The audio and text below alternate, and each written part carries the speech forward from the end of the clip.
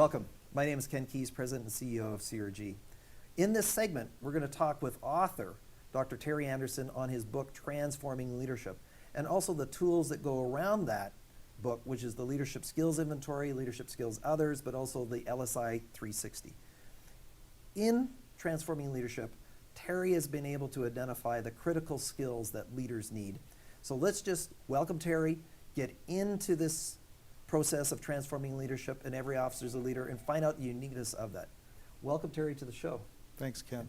Terry, when we go back to the transforming leadership and the uniqueness of that model, even now, even though you did the research a few years ago, just tell us a little bit about how transforming leadership came to be, and then let's just go into it directly so that people can get the benefit about why the TL model is so powerful. Okay, I started becoming aware that leaders need a wide range of skills when I started teaching communication and problem management skills 37 years ago. And I connected with two people. One was Gerard Egan, and a professor at the University of Massachusetts. We realized that counselors and social workers were getting trained in highly specific skills. But business people and people who worked in the criminal justice system were not. They were getting leadership theories, and they were getting counseling, maybe coaching, counseling theories, but they weren't learning skills. They weren't learning how to do it. And they weren't in situations where they were accountable to demonstrate they could do it. So social workers, for example, have to go through a field practice setting where their skills are observed, and it's verified that they actually can perform the skills of helping other people solve problems and helping other people make decisions. The same way with counselor education at the master's level. But what about all those millions of people who are taking business courses and social services courses that don't require certification, and criminal justice courses that are programs that don't require certification or verification of competence?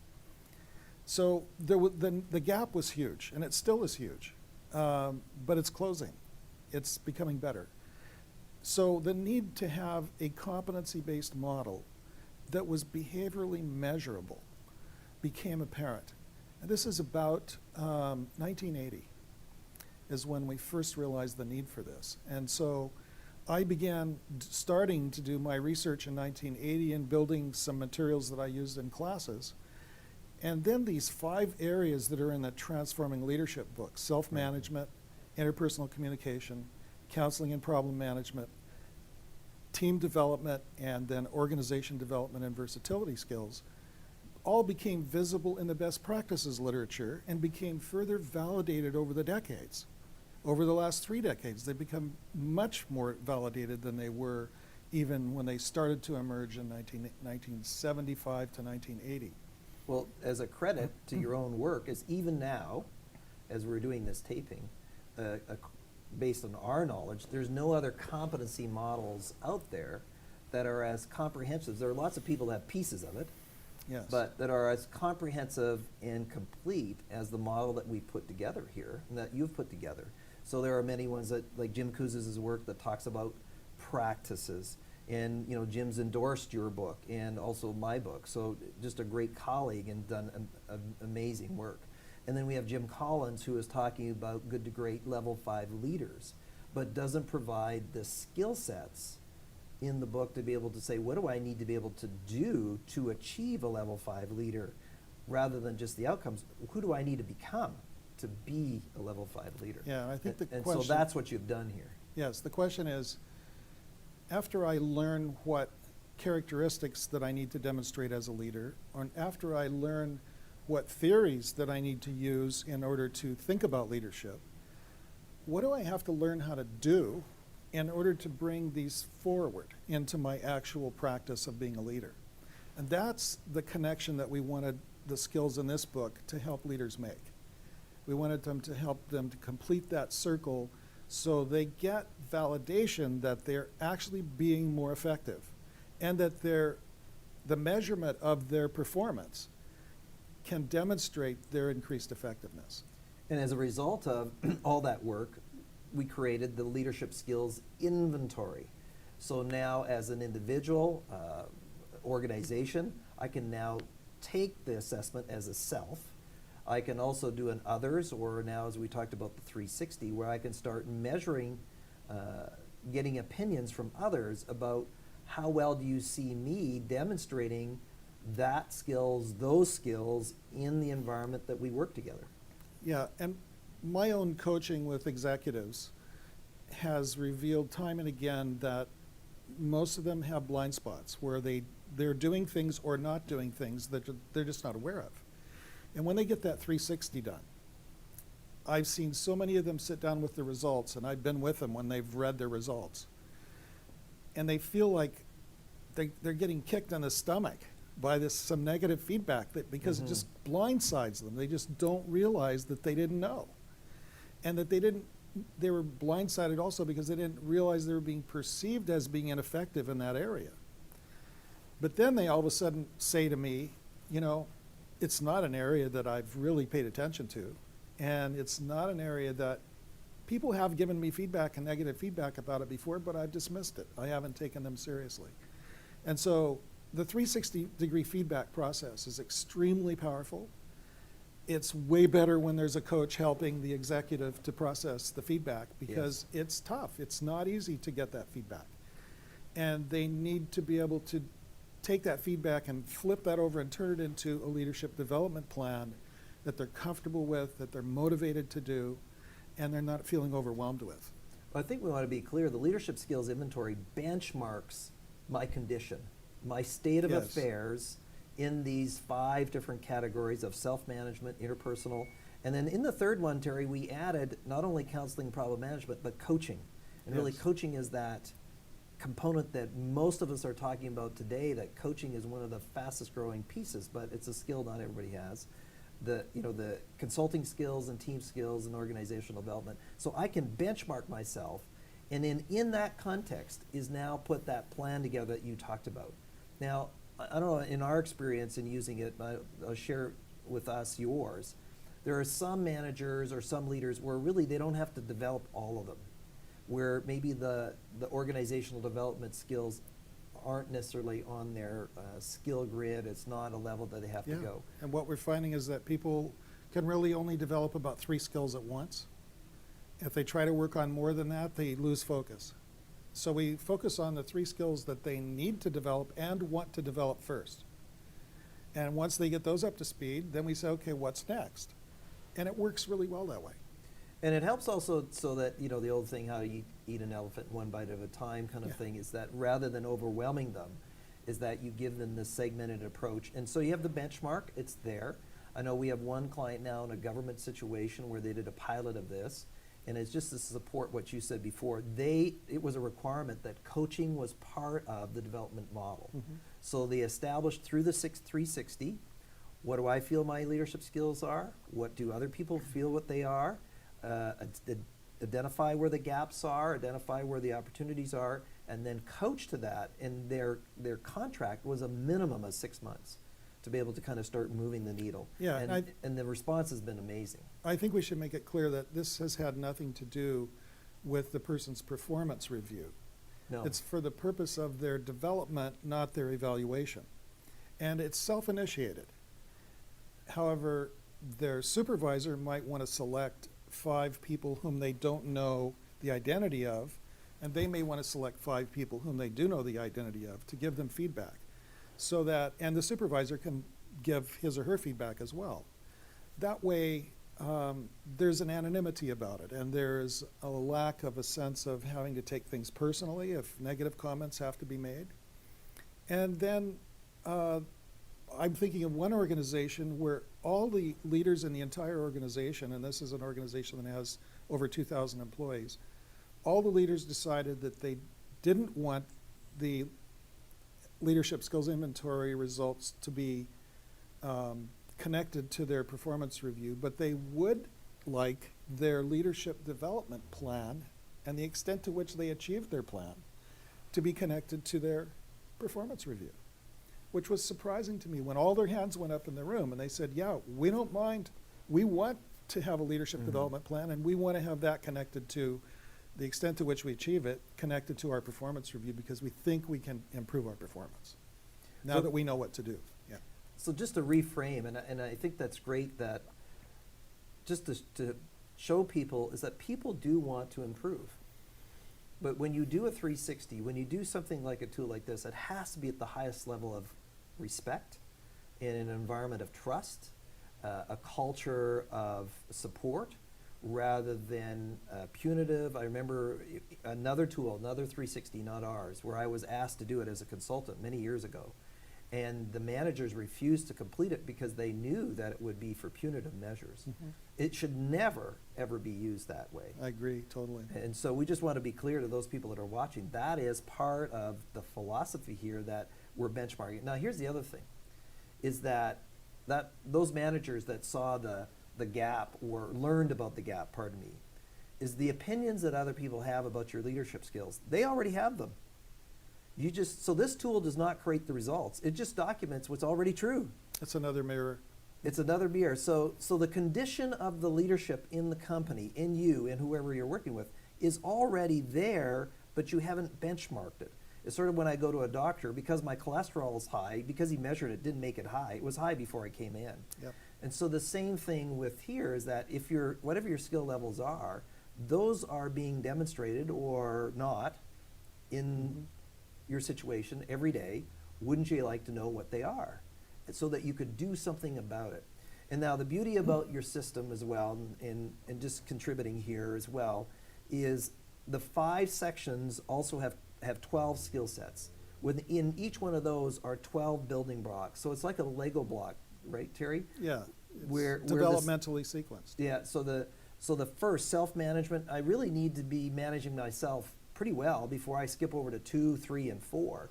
And usually when I do the certification, Terry, and not to take it away from you because you're the author, is that I usually say it's me. The next skill is me and you. Yeah. The third skill is me holding you accountable. The fourth skill is us. And then the fifth skill is the totality of all of that coming together into one place. And can I be conscious and awake at any given moment? Is it me? Is it you? Is it me holding you accountable? Is it a team issue, or is it an Right. organizational element? And one of the things that you put in your skill set is that, can I actually be conscious of that moment to know what it is? And a lot of leaders don't. Now, one of the things you've done, Terry, is your expertise as a criminologist and a crim professor is that you've now created another version of this book, and you've expanded it and you've focused it into, and that book is called Every Officer is a Leader. So tell me a little bit about, you took Transforming Leadership and then you fine-tuned it and you focused it right on that area. So who fits into this Every Officer is a Leader book and this program and this process?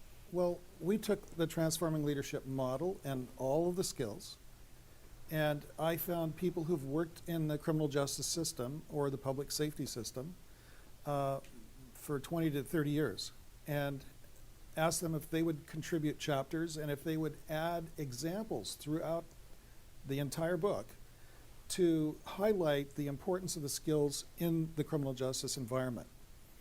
And one of the co-authors was another professor at the university who was the deputy chief of a police department. Another one is still now the chief of Anaheim Police Department, was the deputy chief at San Diego Police. Another one was the head of leadership development for the FBI. So these people have made a contribution to this book to make it practical and relevant to people who work in that system. And because of my background, not really as a criminologist, because I'm really more a leadership specialist who's been teaching in a criminology program. Yes. And I can't really claim to be a criminologist because that's not my area of study in my graduate or undergraduate work. But it's clear that this particular book is now in its revised second edition. And it's been used by universities, training programs, justice training programs, police academies, the Justice Institute of BC, San Diego Police, the RCMP, the FBI. It's being used widely internationally. More recently, this last edition the foreword was written by the sheriff of Los Angeles County, which is the largest police department in the world. And he has endorsed the book and is interested in seeing it becoming a training program that could reach not only Los Angeles County sheriffs, but could go even potentially beyond that. Well, when we think about it, and that it's so important now that leadership be represented in a developed manner in these circles. So if you have people that are in public safety or working in prisons, and the pressure that's on a police officer these days is enormous. If you have people that are in just all the things that are going on, is that your expertise is really to bring leadership within the context of that environment. And that's what every officer is a leader does, just really bringing it so it hits home with all the examples with those individuals there. So if somebody is in that industry, then that is for sure a place that fits into it. And then the leadership skills inventory, the leadership skills 360, LSI 360, then that really supports it from the other side. So the tool supports this book or the other book because the skill sets, the competencies are the same. How you describe them, the context between those different areas are unique to that application. Ken, it was a real validation for us to do research on competencies and leadership in the criminal justice system and to find out there's more than an 80% overlap between what people who work in the justice and public safety system think are leadership competencies and what's in the book.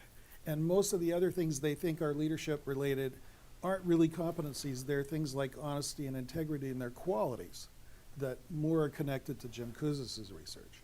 Right. So when they read this book, they are reading a book that for about 60% of it has been written by their colleagues. And this includes even military. It includes fire chiefs. It includes, in fact, the target audience for the book is frontline officers who want to become a supervisor, because throughout the system, they don't get any leadership training at all until after they're promoted.